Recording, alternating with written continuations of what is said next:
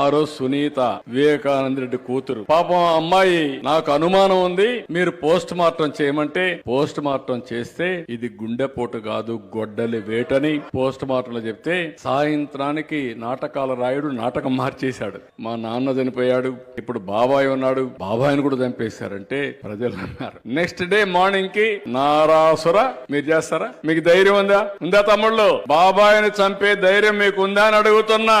చంపేసి సీఎం మీద మీ ఎంపీ పైన మంత్రి పైన పెట్టగలుగుతారా అని అడుగుతున్నా మిమ్మల్ని. అలాంటి వ్యక్తి మీరు చూస్తే మళ్ళీ డ్రామాలు నాటకాలు ఆడుతున్నాడు. కోడికత్తి డ్రామా చూసాం.